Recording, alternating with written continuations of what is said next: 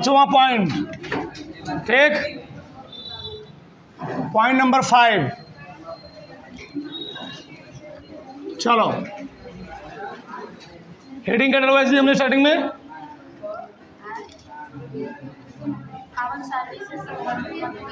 आवर्त सारणी से संबंधित महत्वपूर्ण कार्य। चलो आगे लिखो।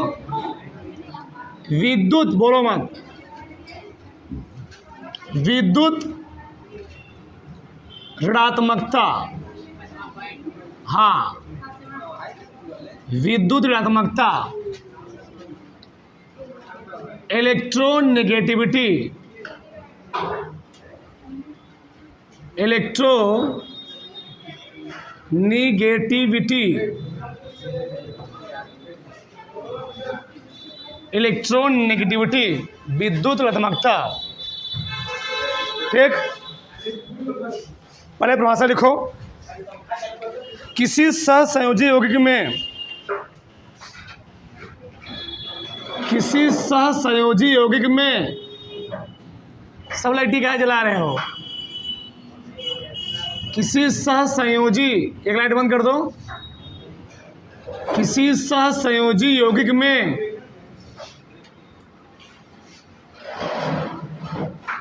किसी सहसंयोजी यौगिक में किन्हीं दो परमाणुओं के मध्य बने सहसंयोजी बंध में से, किन्हीं दो परमाणुओं के मध्य,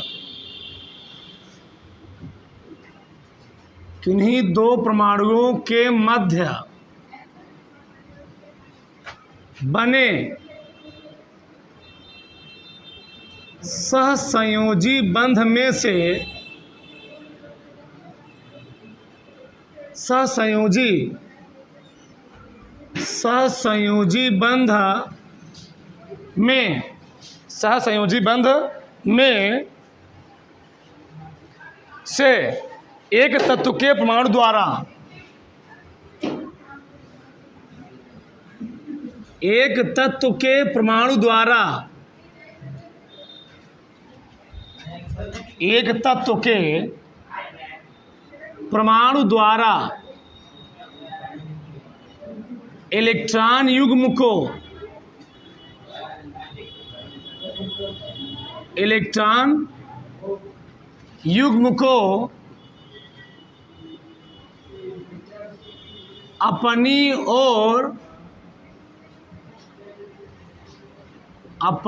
ओर आकर्षित,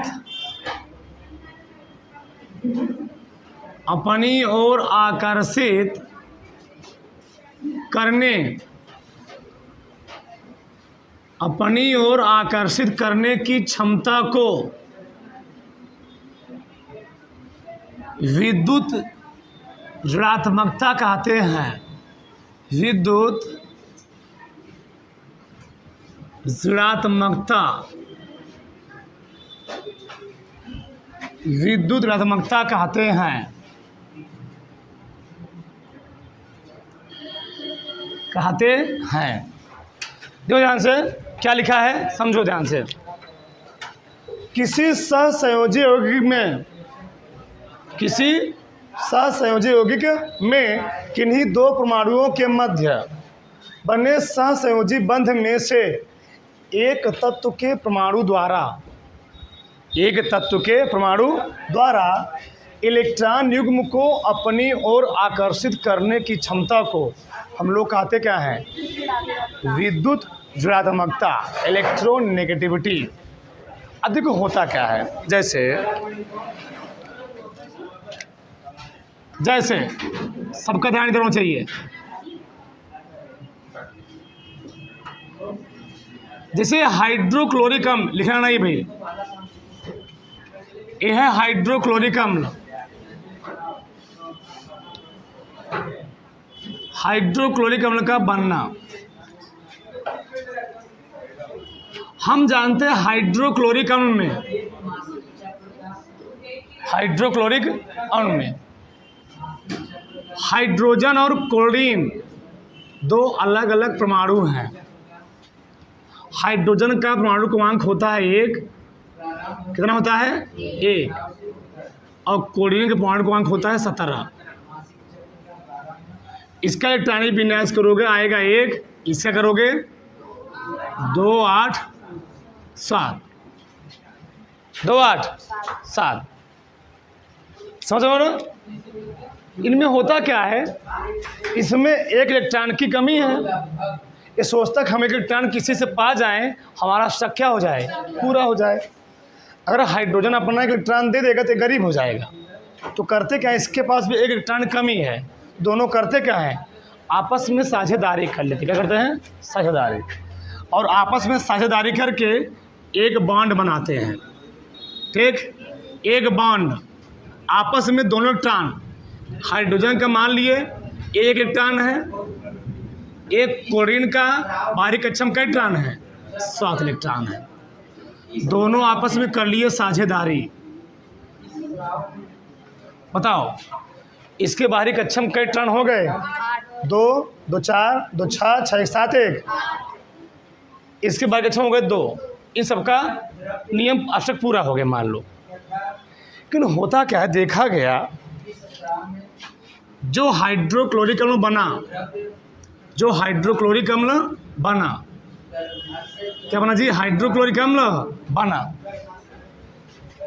साझे का इलेक्ट्रॉन होना चाहिए बिल्कुल बीचों बीच। कहाँ चाहिए, साझे का इलेक्ट्रॉन युग्म। बताओ कितने इलेक्ट्रॉनों की साझेदारी हुई है, 2 इलेक्ट्रॉनों की।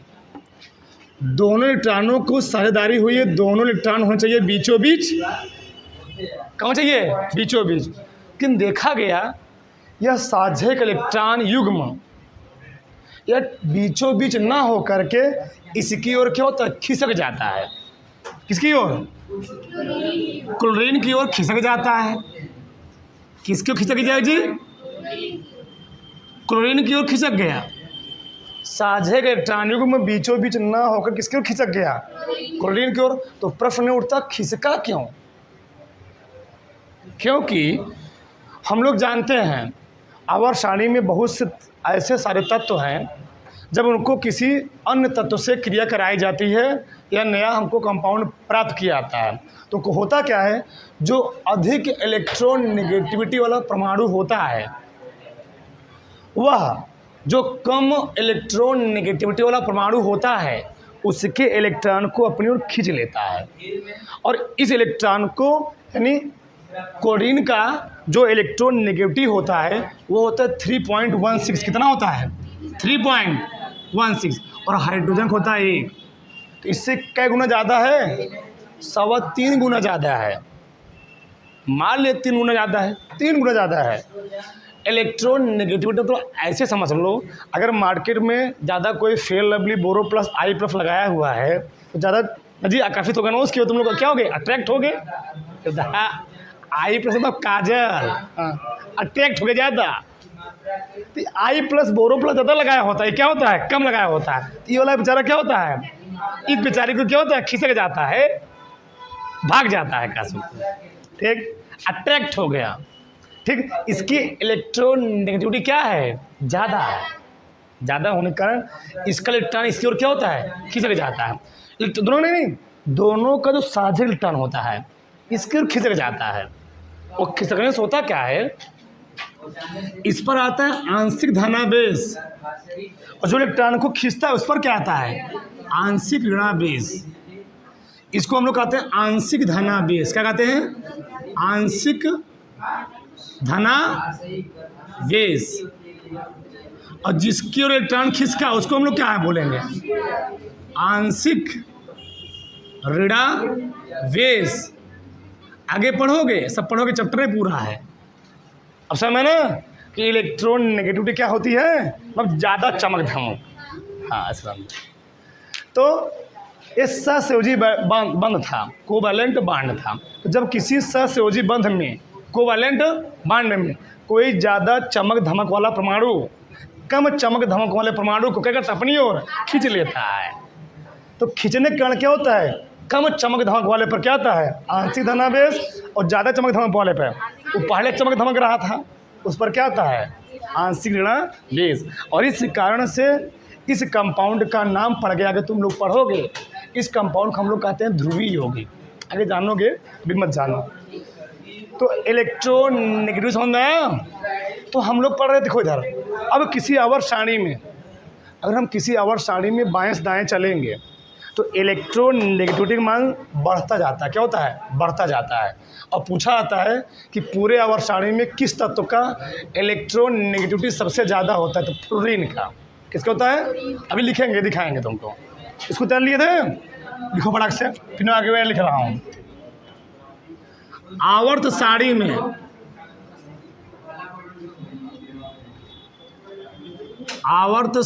में किसी आवर्त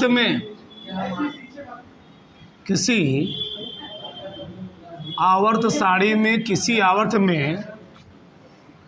बाएं से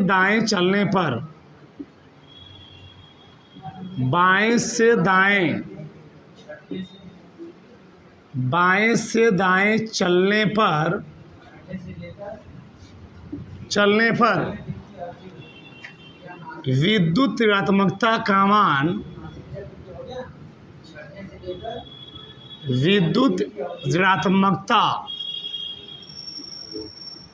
का मान क्रमशः बढ़ता जाता है। तो जब आवर्त में कोई चीज बढ़ता है तो वर्ग में क्या होता है जी? घटता है। ठीक, लिखवा दे रहे हैं, इसको ऊपर उतार लो। ध्यान से समझो। हम आवर्त नंबर दो तत्व लिखे हुए, कौन सा? Lithium, beryllium, boron, carbon, nitrogen, oxygen, fluorine. बताओ लिथियम का इलेक्ट्रॉन नेगेटिव कितना होता है? 0.98। बेरिलियम का 1.57। बताओ बढ़ रहा है घट रहा है जी? तो आवर्त में बाएं दाएं चलने पर इलेक्ट्रोनेगेटिविटी का मान धीरे धीरे क्या होता है? बढ़ता जाता है। और सबसे अधिक इलेक्ट्रोनेगेटिविटी किसका होता है?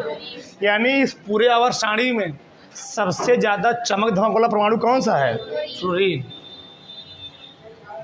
ये किसी तत्व के इलेक्ट्रॉनों का करता है, जल्दी से अपने क्या करता है? अट्रैक्ट कर लेता, खींच लेता। कौन? फ्लोरीन। तो नीचे लिख लो इसको बनाने के बाद। ठीक, आवर्त सारणी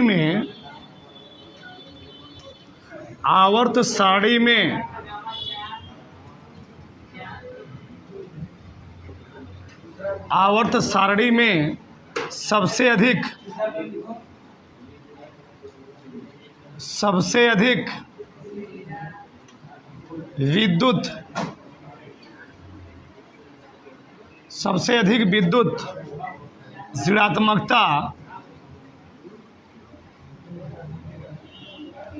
ऋणात्मकता वाला परमाणु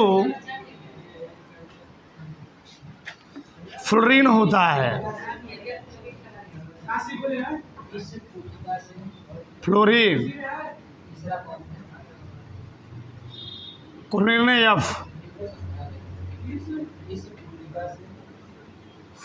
होता है। बताओ इलेक्ट्रॉन नेगेटिव सही समझ में आया जी? किसी कोई दिक्कत? धरो पूरा, फिर आगे हम बात करते हैं।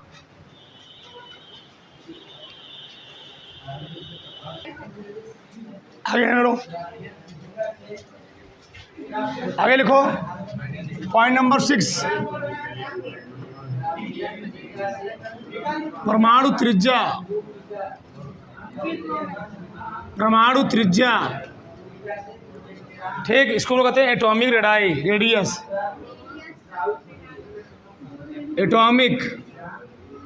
रेडियस। इसको रेडाई बोलते हैं, ध्यान रहे। एटॉमिक रेडाई है, एटॉमिक रेडियस दोनों बोल सकते, कोई दिक्कत नहीं है। ध्यान से, परमाणु त्रिज्या होता क्या है? किसी तत्व के परमाणु के नाभिक से, क्या? किसी भी तत्व के परमाणु के नाभिक से उसके सबसे बाहरी कक्षक के बीच की दूरी हम लोग कहते क्या है? परमाणु त्रिज्या। अगर हम बात करें किसी वर्ग में अगर हम ऊपर से नीचे जाते हैं तो परमाणु क्रमांक में वृद्धि के साथ साथ परमाणु की त्रिज्या भी क्या होती है, बढ़ती जाती है। परंतु किसी आवर्त में बाएं दाएं चलोगे तो परमाणु का आकार जो होता है क्या होता है, उसका घटता जाता है। ठीक, समझो ना। तो लिखो, तो लिखो, किसी परमाणु के नाभिक के केंद्र से,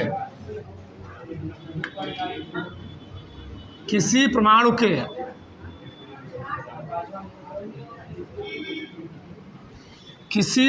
के नाभिक के केंद्र से,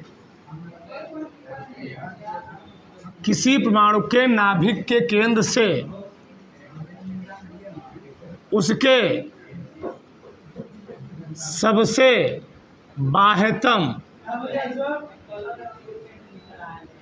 सबसे बाह्यतम कोश के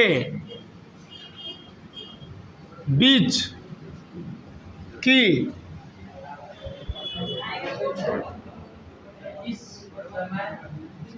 उसके सबसे बाह्यतम कोश के बीच की दूरी को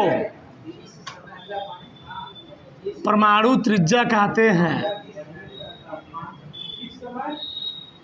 परमाणु त्रिज्या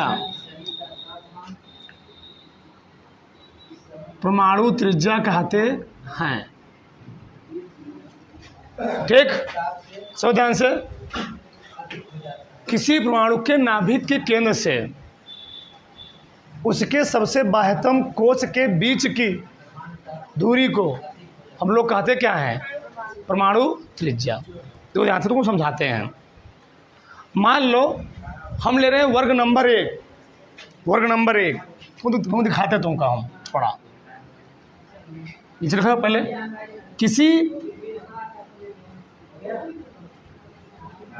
किसी आवर्त में, पहले लिख लो, किसी आवर्त में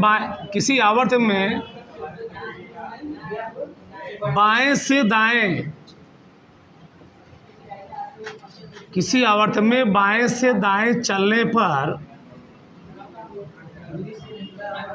परमाणु त्रिज्या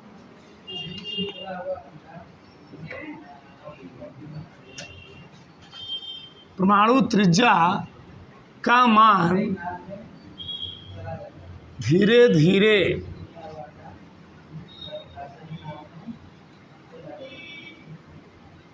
घटता जाता है।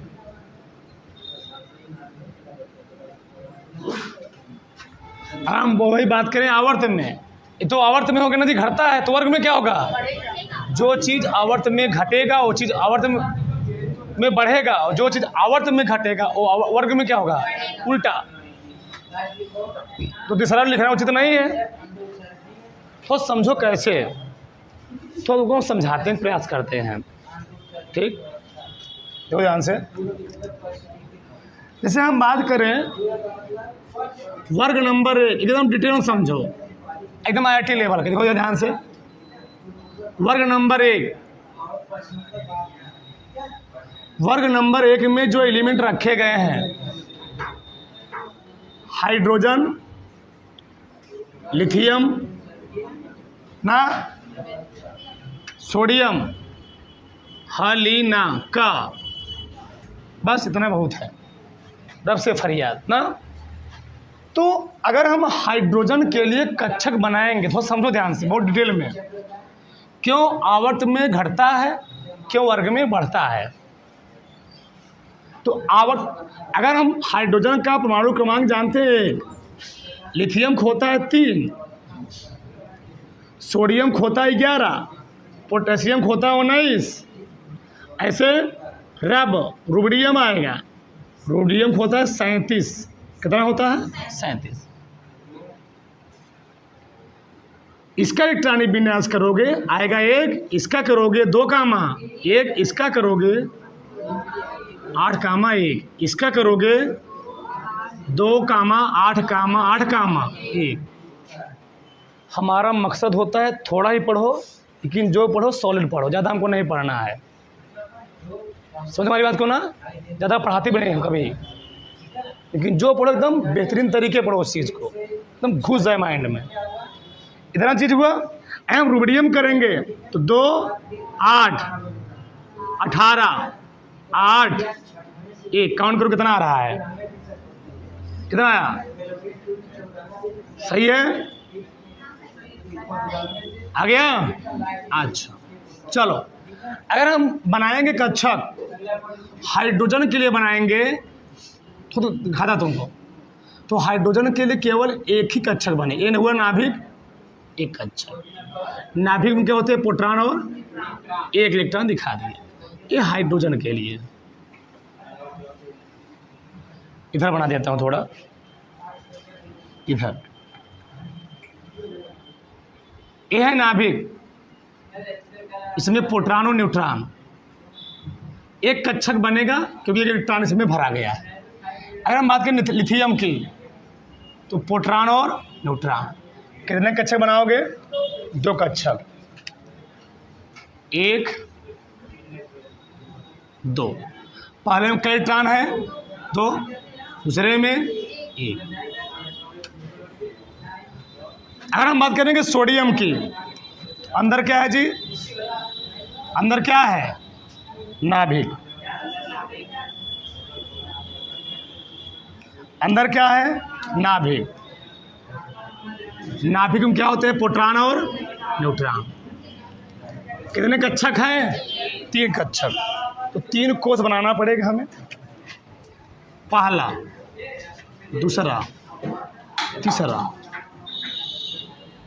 सही है।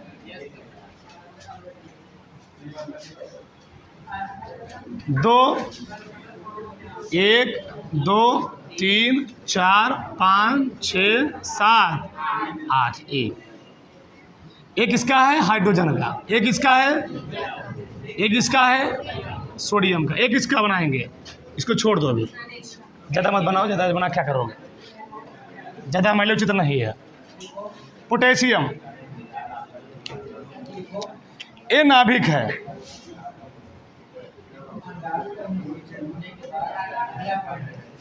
प्रोटॉन और न्यूट्रॉन, कितने कक्षक बनेंगे, 1 2 3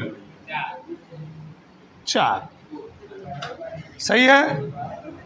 कितने टर्न भर दिए, 2 3 2 3 4 5 6 7 8, 1 2 3 4 5 6 7 8 1।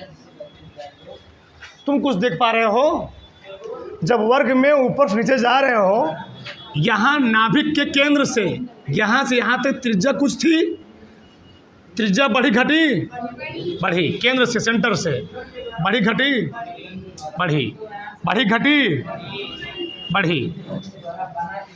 यानी हम देख रहे हैं, अगर हम आवर्त सारणी में वर्ग में ऊपर से नीचे जा रहे हैं, अगर हम आवर्त सारणी में वर्ग में ऊपर से नीचे जाएंगे तो कक्षकों की संख्या बढ़ती है, कोषों की संख्या बढ़ती है, और कोषों यानी कक्षकों की संख्या बढ़ने से परमाणु का आकार क्या होता है, जब कोषों की संख्या बढ़ेगी तो परमाणु त्रिज्या ऑटोमेटिक क्या होगी, बढ़ेगी। जब परमाणु त्रिज्या ऑटोमेटिक बढ़ेगी तो परमाणु का आकार क्या होगा जी, बड़ा होगा। यानी इसी कारण से किसी आवर्त में बाएं किसी वर्ग में ऊपर से नीचे जाओगे तो परमाणु त्रिज्या बढ़ती है, और बढ़ती क्यों है, क्योंकि कोषों की संख्या बढ़ती है, और जब कोषों की संख्या बढ़ेगी तो परमाणु का आकार ऑटोमेटिक क्या होगा, बढ़ेगा। लेकिन आवर्त में क्या होता है, ध्यान समझो तो ध्यान से। अगर हम बात करें आवर्त में, चलो हम आवर्त में बात कर लेते हैं, ये ब्लॉक किसी एलिमेंट के लिए लैंथेनाइड, इसका परमाणु क्रमांक कितना होता है, 57। कितना होता है, 57 है। इलेक्ट्रॉनिक विन्यास करोगे 1 yes 2 2s2 2p6 3s2 3p6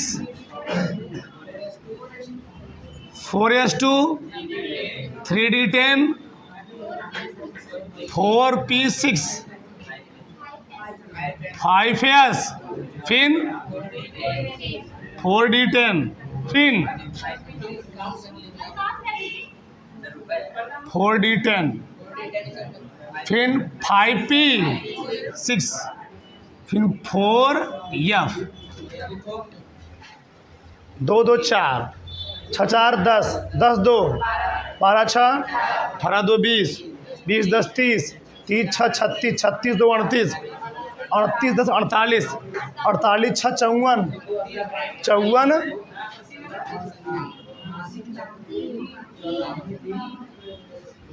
54 1 55, last में होता है इसमें 6 नहीं 6 यस 2। इसको क्रम से बनाओगे जब लिखोगे तुम आएगा 1s2 2s2 2p6 3s2 3p6 3d10 4s2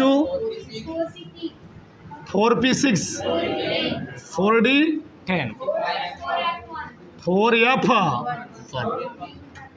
फिर 5s2 5p6 6s2।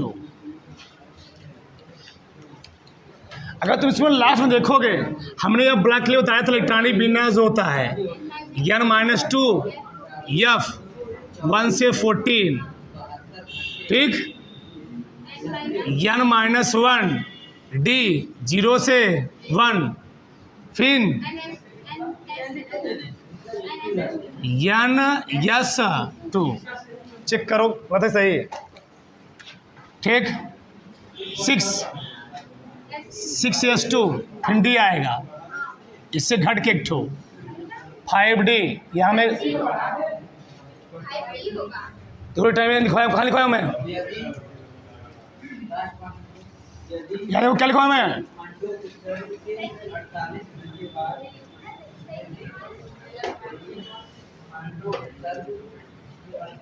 Four F के बाद 5d 4f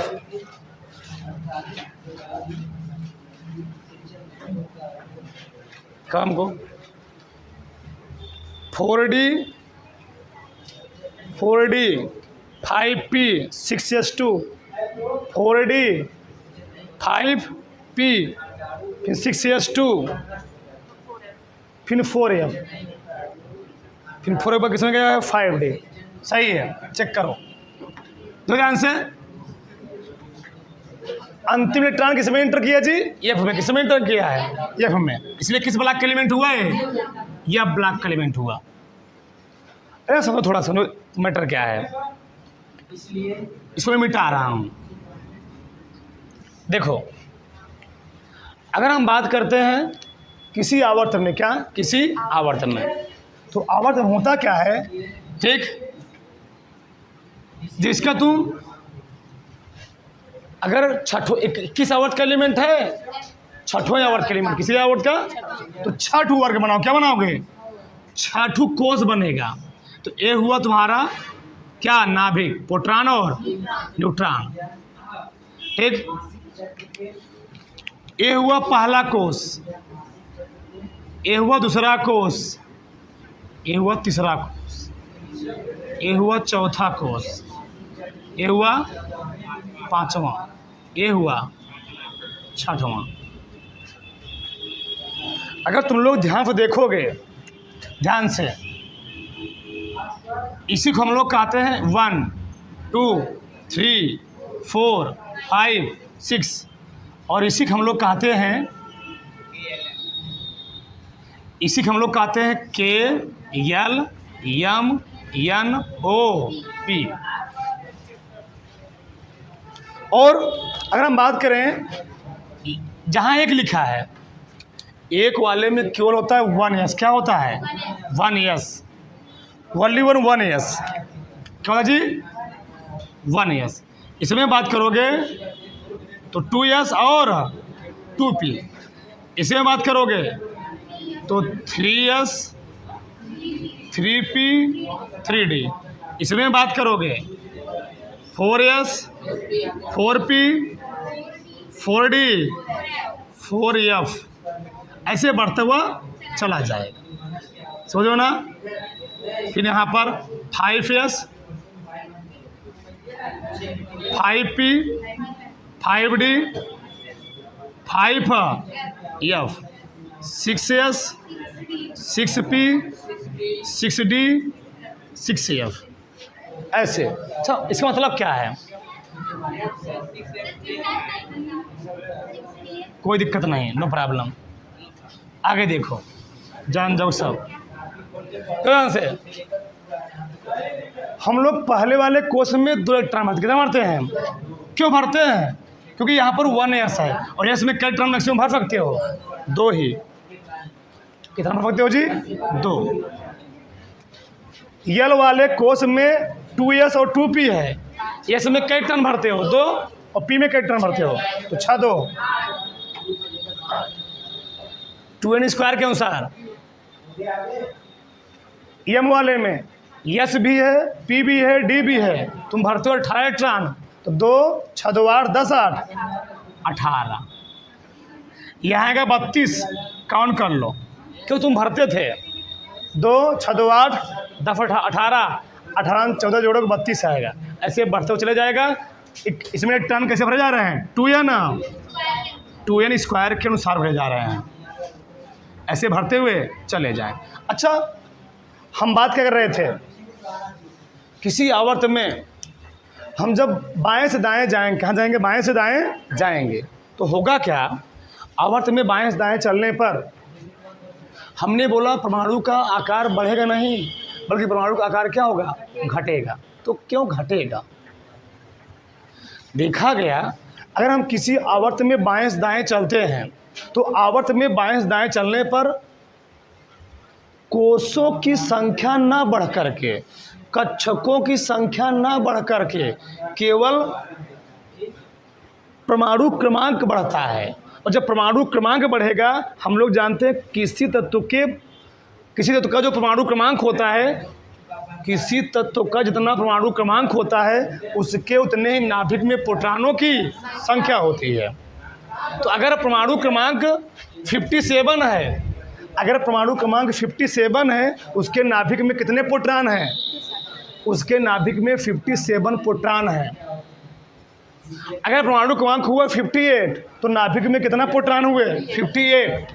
यानी आवर्त में बाएं दाएं चलने पर कोषों की संख्या ना बढ़ करके नाभिक में प्रोटॉनों की संख्या बढ़ती है। और देखा गया, जब किसी आवर्त में अगर 1 इलेक्ट्रॉन की वृद्धि होती है, 1 इलेक्ट्रॉन की वृद्धि होती है, तो 1 इलेक्ट्रॉन के वृद्धि होने से, 1 इलेक्ट्रॉन के वृद्धि होने से परमाणु के नाभिक में जो प्रोटॉन का बल होता है, आकर्षण बल होता है, वह 3 से 4 गुना बढ़ जाता है। क्या होता है? 3 से 4 गुना बढ़ जाता है। और यह बल 3 से 4 गुना बढ़ने से जो F कोष का है, क्या है? आगे जानोगे तुम लोग। ये जो F कोष होता है, चौथा वाला लेंथेनाइड श्रेणी, क्या होता है? लेंथेनाइड श्रेणी। जो F कोष होता है, F कोष है, क्या है? F कोष, ठीक, लेंथेनाइड श्रेणी में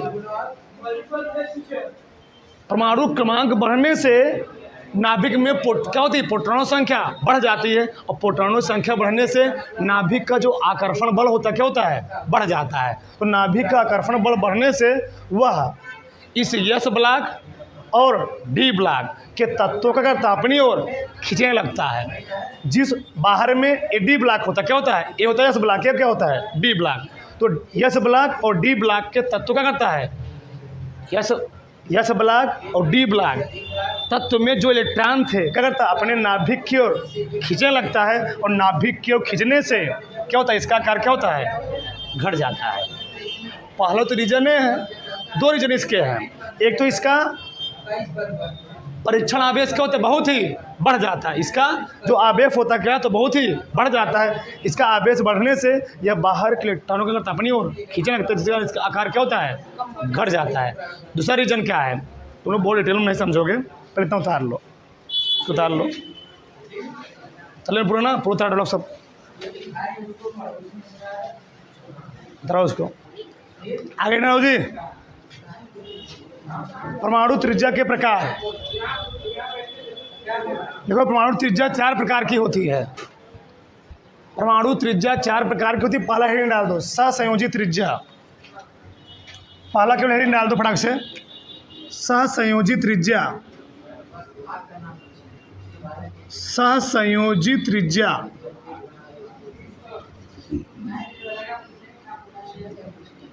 सहसंयोजी त्रिज्या। पहला हेडिंग डाल दो, कोवैलेंट रेडियस। कोवैलेंट रेडियस लिखो समय, समान प्रकार के परमाणुओं से बने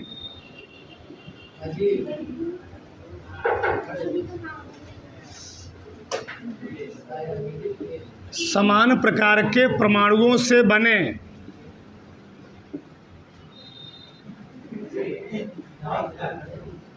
समान प्रकार के परमाणुओं से बने किसी यौगिक के अणु में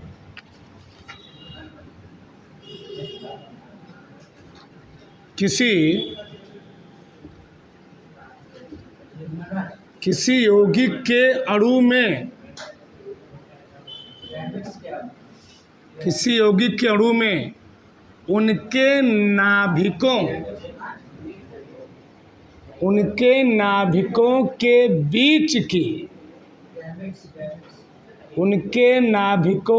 बीच की दूरी का आधा भाग,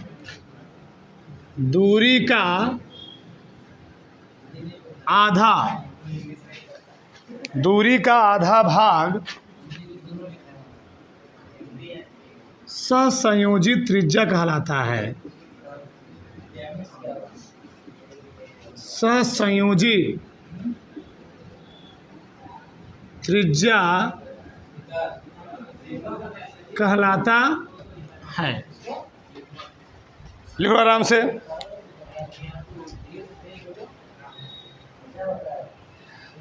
देखो कि होता क्या है। हम एक उदाहरण देंगे, बस सब पढ़ लेंगे चारों भाग से। दो ध्यान से, समान प्रकार के परमाणु बने होने चाहिए। जैसे Cl2 है, सबका ध्यान इधर, Cl2 है। बताओ ये किससे बना हुआ है? Cl और Cl से। मान लो मैंने बना दिया ऐसे, ये है Cl का कक्षक है, ये क्या है? Cl का दूसरा कक्षक। ठीक, ये Cl क्या है जी? दूसरा कक्षक, दूसरा आकार। यहाँ पर एक Cl है, यहाँ पर क्या है? दूसरा Cl है। बहुत ध्यान समझना, इसका नाभिक है, इसका नाभिक ये है। इस नाभिक के सेंटर से देखा गया Cl और Cl जब समान परमाणु हो, इनके नाभिक के सेंटर से इनका जो दूरी होता है वह होता है 1.98 एंगस्ट्रॉम। त्रिज्या को हमेशा एंगस्ट्रॉम मापते हैं, मतलब जी एंगस्ट्रॉम। तो ये तो पूरा सहसंयोजी नहीं होगा, इसका आधा भाग। क्या? चाहे इधर से नाप लो, चाहे इधर से नाप लो, इधर से। तो आधा भाग कितना है इसका? 2/9 18, 2/9 यानी 0.99 एंगस्ट्रॉम, इतना भाग। इस आधे भाग हम लोग क्या बोलेंगे? सहसंयोजी। पहले समझो, समान प्रकार के परमाणु, ये परमाणु ही क्या है? अणु है। ये परमाणु ही क्या है? समान प्रकार के परमाणुओं से बने किसी यौगिक के अणु में उनके नाभिकों के बीच की दूरी का आधा भाग सहसंयोजी। आया ना? अभी लिखो मत, रुके रहो, नहीं समझ में आया?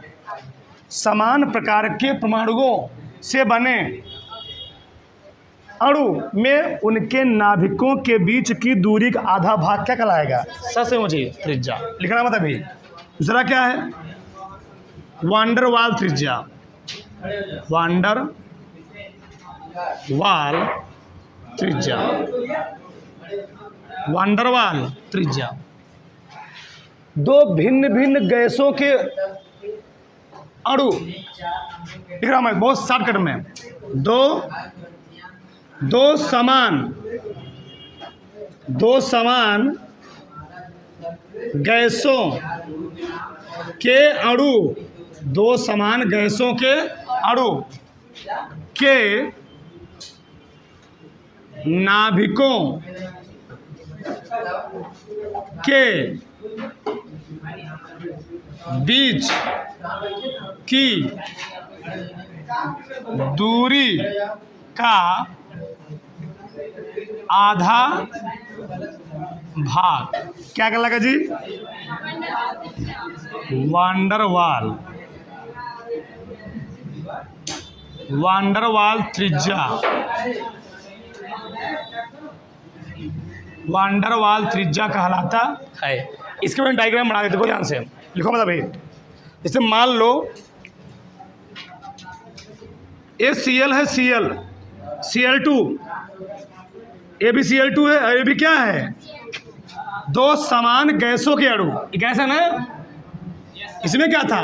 समान प्रकार के परमाणु थे। इसमें क्या थे? समान प्रकार गैस के H2 और H2 हो जाए, Cl2 और Cl2। और ध्यान समझना, ठीक? मतलब ऐसे हो गया। पहले इसके लिए बनाओ, इसमें कितने परमाणु होंगे? Cl के 2। ऐसे बनेगा।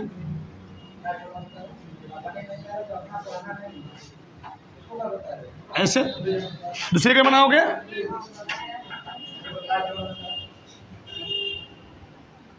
ऐसे बनेगा। बहुत थोड़ा सा अंतर होता है, ऐसे, ठीक? क्या हो गया ना? इनका सेंटर कहाँ आएगा? इसका सेंटर तुम मान लो यहाँ, मान लो कहाँ आया? इसका दोनों सेंटर कहाँ आया? इसका यहाँ आया, इसे कहाँ आया? यहाँ आया। तो इनके जो सेंटर का बीच का डिस्टेंस होता है यहाँ से यहाँ तक, वो होता है 3.6 एंगस्ट्रॉम। कितना होता है जी? बताओ। दो समान अणु है ना, दो समान अणु है, अलग अलग गैस के अणु हैं।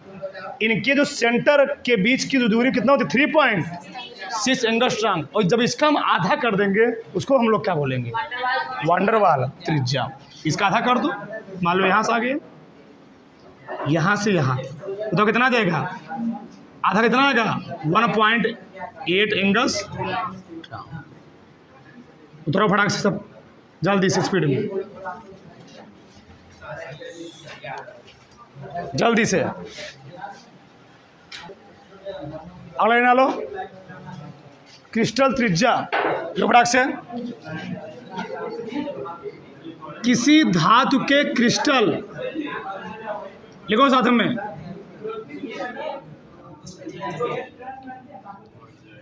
किसी धातु के, सुना दो, चला के लिखो। किसी धातु के क्रिस्टल जालक में, किसी धातु के क्रिस्टल, किसी धातु के क्रिस्टल जालक में, जालक बता रहे अभी, दो पास पास परमाणुओं, दो पास पास परमाणुओं, दो पास पास परमाणुओं के नाभिकों के बीच की दूरी का, नाभिकों के बीच की दूरी का आधा भाग, आधा भाग क्रिस्टल त्रिज्या कहलाता है। क्रिस्टल त्रिज्या कहलाता है।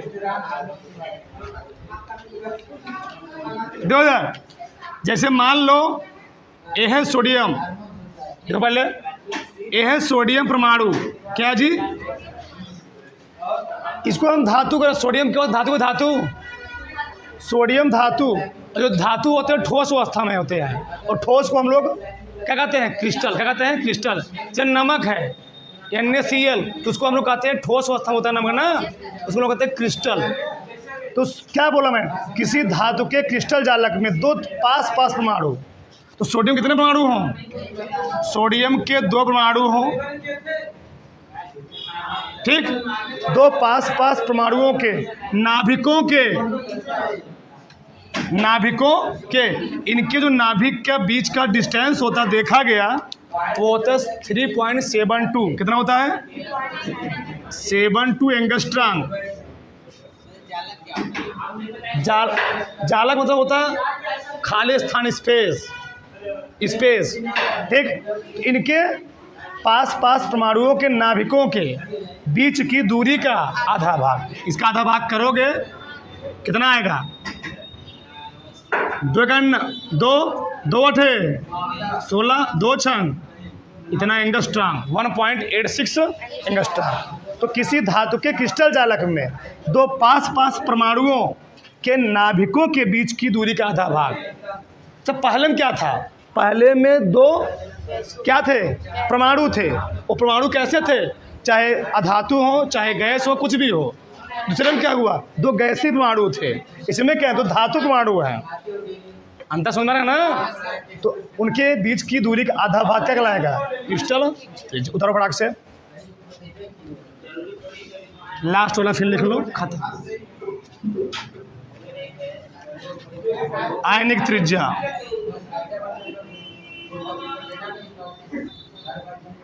आयनिक त्रिज्या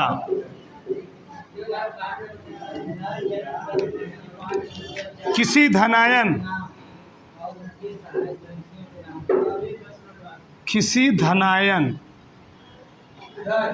या ऋणायन, किसी धनायन या ऋणायन परमाणु के नाभिक से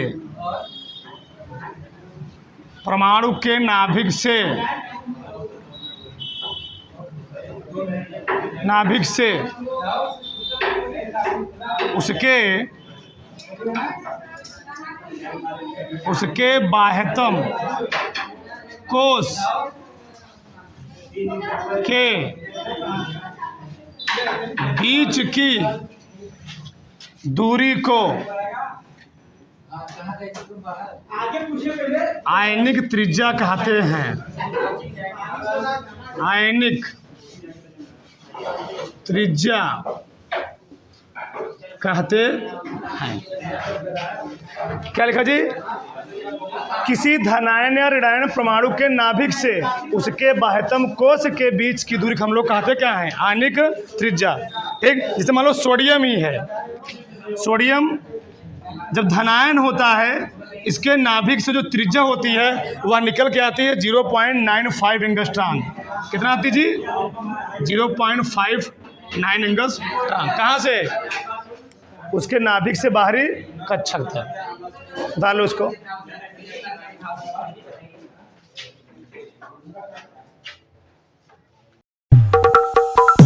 Lights, camera, action.